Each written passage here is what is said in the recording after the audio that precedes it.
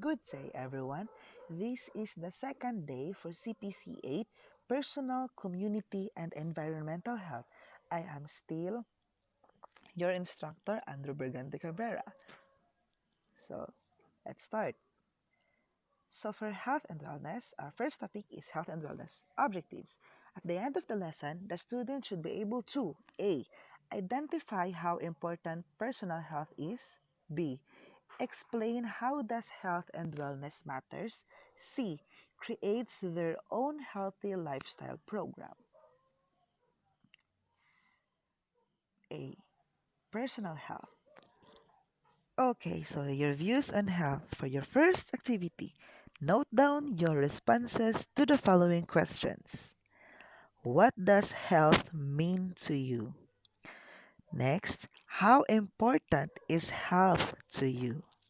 Lastly, what do you do, if anything, to stay healthy? So put that in yellow pad and then keep that as a record, and that will be your reference for our recitation on Friday.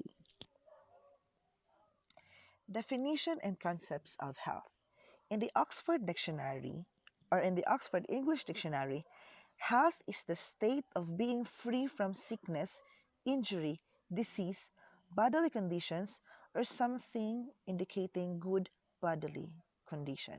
So, literally daw, yung health, maskin ako siguro ito yung magiging definition ko ng health, kung saan ikaw ay free from sickness, wala kang sakit, free from injury, hindi ka injured, hindi ka nasaktan, hindi po kasala yung heartbreak. Disease, you're free from disease, um, bodily conditions, or wala kang iniinda na something na different sa iba, and something indicating good bodily condition, or you always feel good every day, mentally, socially, and personally. The concept of health is wide, and the way we define health also depends on individual perception, religious beliefs, cultural values, norms, and social class. So, the way we define health, depende daw sa first individual perception. It will depends upon how you view health. Halimbawa, ako, I will view health same as stated in the Oxford English Dictionary. But others will view a healthy person as tantamount maybe sa kung ano yung gusto nila makita. Some say na chubby is okay, but not too fat. That's healthy daw pa din. That's their personal view, personal point of view. They're also saying na dapat you should be toned, you should be bulky. So, kailangan always ka dapat sa gym. So, yun yung definition na ng healthy. Yung kailangan required na magkaroon ka ng defined and toned muscle. Pero yung sa iba, okay lang as long as hindi ka masakitin. As long as wala kang iniindang sakit. So, healthy na yun para sa kanila. It depends the upon your perception. So, also religious beliefs. Sa religious beliefs, depende din siya. Halimbawa, kasi there are types of religion na mas gusto nila na mas mataba. Same sa, I forgot kung anong country yung required sa kanila na before ka ikasal, kailangan mo munang tumaba. I think it is, basta, letter B, something with letter B. Assignment ko na yung sunod. So, yun yun. So, depending on the religious beliefs, and also same sa comparison ng religious beliefs natin sa Philippines. Halimbawa, um,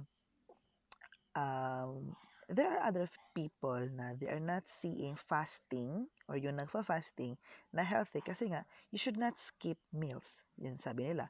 But there is a culture na nagfa-fasting tulad ng Islam. During their Ramadan, they are doing their fasting on morning and then kumakain sila paggabi maskin ang lumunok ng laway sa kanila ay bad. So, yun yung religious belief nila. And then what we are going to do is just respect their belief. So, ganun yun. Respect will um, put you a long way. Cultural values. So, halimbawa, cultural values. Example, there is a place here sa Philippines kung saan um, mayroong etag meat. Specifically, sa Baguio, the Igorots ba yun? Or the Ifugao? I forgot. I'm so sorry. Correct me if I'm wrong. There is a certain meat called etag kung saan it is a meat na sinasabit sa labas tapos hihintayin na magkaroon ng maggots and magkaroon and kainin siya ng maggots. Kailangan muna siyang ma-infect ng mga hindi naman siya literally infect.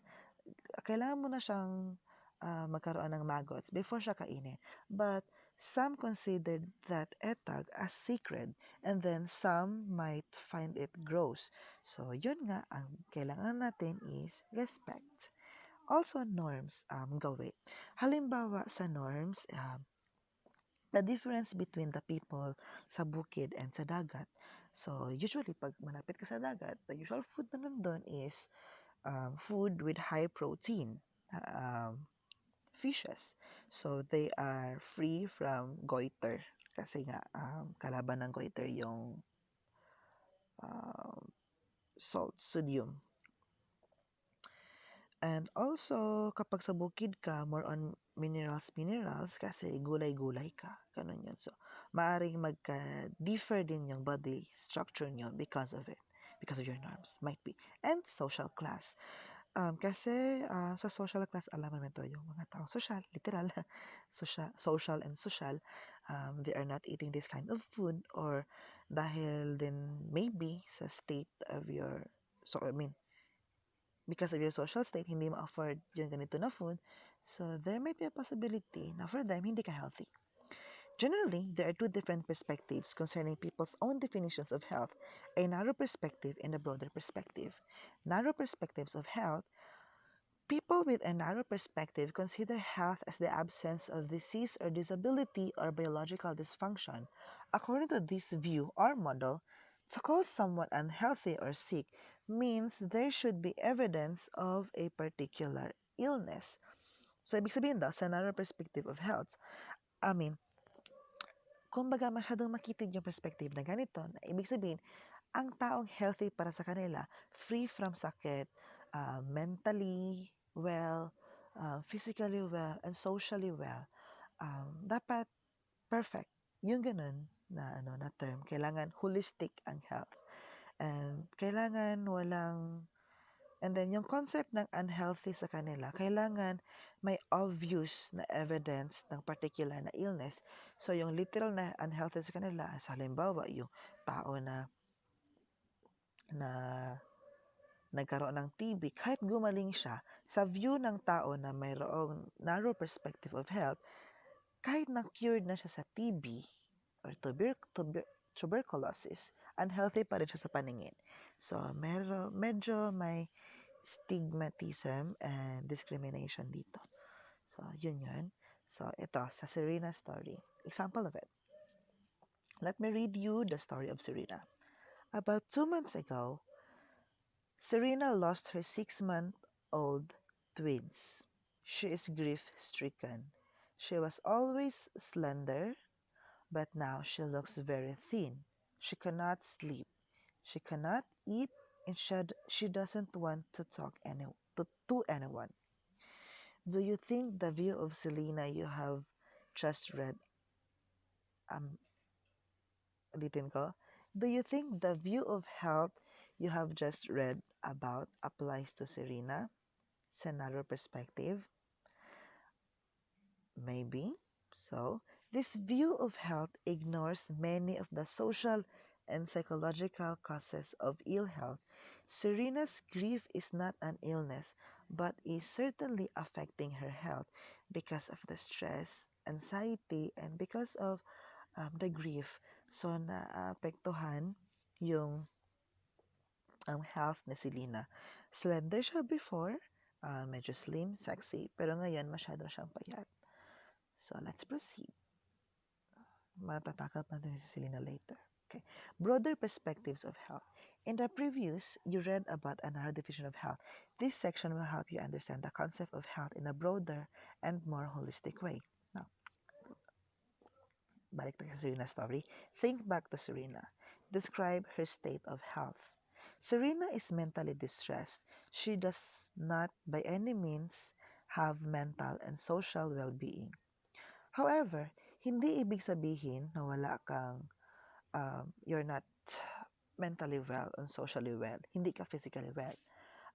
Sa broader perspective of health kasi, we are considering three things: mental, physical, and social. Example, hindi ibig sabihin na bingi ka, hindi ka na marunong mag-adjust. Or hindi ibig sabihin na kulang yung kamay mo, hindi ka na makakapag-function well, hindi ka na makakapag-socialize, or hindi ibig sabihin na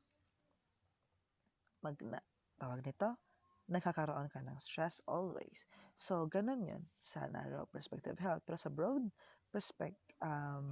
perspective, you are considering one or two. Halimbawa, she is not physically well, but she is mentally and socially well. Or maybe she is not socially and mentally well, but she is physically well. So, ganun yun. Depende na lang siya sa kung paano siya i-consider. So, that's the end of the class. So, see you soon. See you in another video. Don't forget to like or dislike. Depende sa schedule nyo. And also, don't forget to subscribe if you haven't subscribed on this channel. Feeling vlogger. Anyway, so that's it.